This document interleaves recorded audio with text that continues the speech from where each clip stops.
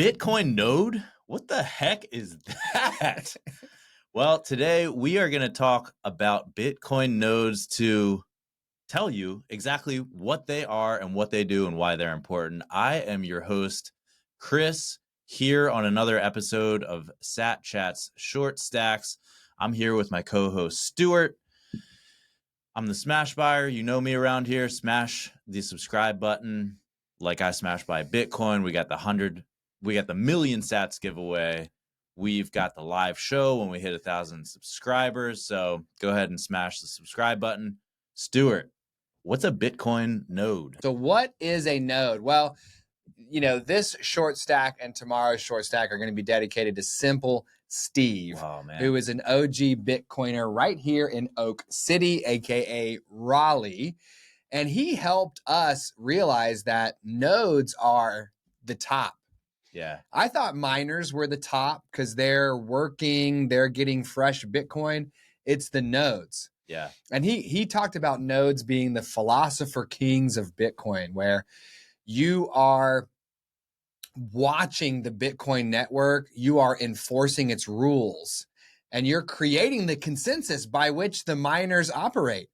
Like the miners are looking to fit into what the nodes dictate, which was crazy to me. Yeah. Because a node, all it takes is your computer. But a mining, it takes a lot of money, So it was wild that it was like the power was in the hands of the nodes. Yeah. So what is a node? Well, okay. So I'm an Excel guy. Okay. All right. I do not like the Google suite of docs. For and all real? that. Yeah, no, I don't. Oh. What I love though about Google Docs or Google Sheets, okay, is that you can work in it at the same time with anybody who's a part of that group as a member, okay? It's live. You can open it up and you can see in real time what's going on there. And there can be an unlimited number of contributors around the world who are participating in this sheet. That's all a node is. That's all a node is. A node is a computer that has its copy of Bitcoin's version of a Google Sheet. It's just a big spreadsheet, a big ledger that's just keeping track of all the transactions that are happening in the Bitcoin network. Right. That's about as simple as I can explain it right there. I love that explanation because over the past 16 years, Bitcoin has racked up over 800,000 blocks.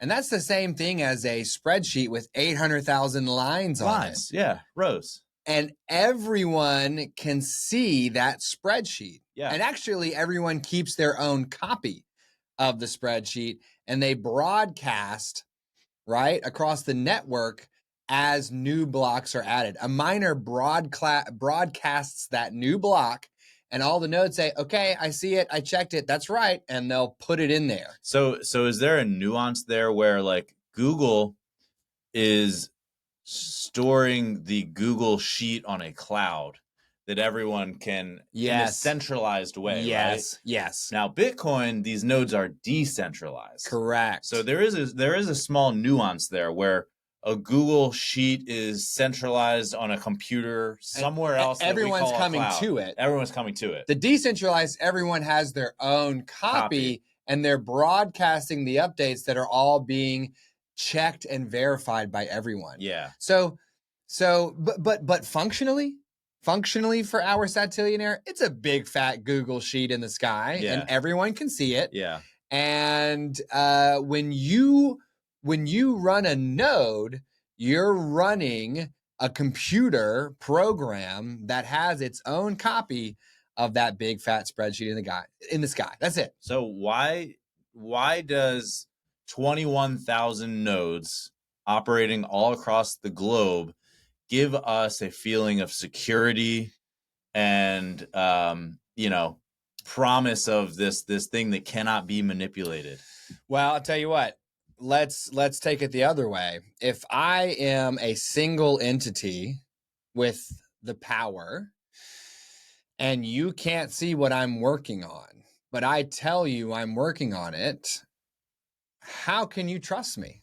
So if we go back to this Google Sheet example, and then you're Google, And then all of a sudden you're like, we want to change this line of code. There's 800,000 lines here in this spreadsheet. We don't agree with this one. We want to change it. No one's going to find out if we just go in here. We can do it because we own this thing. Mm-hmm. And as long as no one finds out, no one's going to know. So we'll just go ahead and change it. I mean, it only takes one. It only takes one entity to get tempted once to make the wrong choice. Yeah. But with 21,000 independently owned and operated copies of that same spreadsheet, you need 10,501 to become corrupt and decide that they don't want to do what's right. There's no way. There's no way. I mean, they talk about strength in numbers, right? That's because there's strength in numbers. The reason why people say strength in numbers is because there's strength in numbers. 21 with one entity, that's corruptible. That's you can co-opt that entity. You can strong arm that entity. You can find that entity. You can attack that entity. 21,000, where are they? Where are they? And by the way, how many are on the Tor network where you don't even know? Come on. Yeah. Not only you can't find them, you can't corrupt them, you can't change them, but it's like they're all referees that are all keeping their own Bitcoin scorecard and they're all checking each other's work all the time. Yeah. It's it would be so ridiculously hard to mess with that. Yeah. So what is a node? It's a computer running its own copy of the blockchain. Why is it important? Well, it makes Bitcoin safe. It makes Bitcoin secure. It makes Bitcoin very hard. It's very, you can't lie. Can't lie. It's the truth. Yeah. It's the truth. Yeah. Right? Yeah. Now, if I wanted to run a Bitcoin node at my house, and a reason for that is because maybe I just want to contribute to the Bitcoin network, the health of I want to be one of those numbers that adds to the strength in numbers because I believe in Bitcoin. Yes. And I own a bunch of it and I want to, or I might do that if I have some big Bitcoin transactions I want to make and I want to physically sit at my node and watch this thing happen. Yeah, because Simple Steve did say part of what's nice about running a node is when you aren't running a node, you're asking a third party to broadcast the transaction for you. Mm-hmm. And so you have to trust them to broadcast that correctly. And that's what I've been doing for a year. But with a node, it's your node and you broadcast it to the Bitcoin network, right? So many aspects of Bitcoin allow you to become empowered by yourself through decentralization. So you would become much more empowered for sure. Yeah. For sure. Yeah. Now, how do you do it? Well, you just need a device. You need a spare device with a terabyte. With enough disk space storage. Yeah. Right now, the blockchain is almost 750 gigabytes. So you need a device with, 1 terabyte will make sure that, I mean, if it's 750 over 16 years, then, you'll be able to go another 5 or 6 years on a terabyte. On a terabyte, right? Yeah.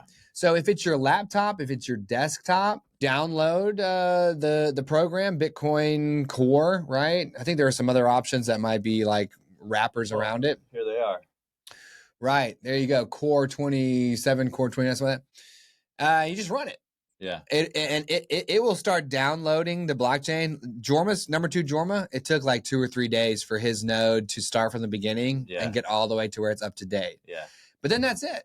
Now, some people, they might want to get like a little Raspberry Pi with a 1 terabyte hard drive, so it's like a smaller package. Yeah, we don't know what we don't know what that is. Okay, we don't know what that is. You just need to get a device with a hard drive with a terabyte worth of storage. Yeah, download the most updated version of the Bitcoin Core software. Yep.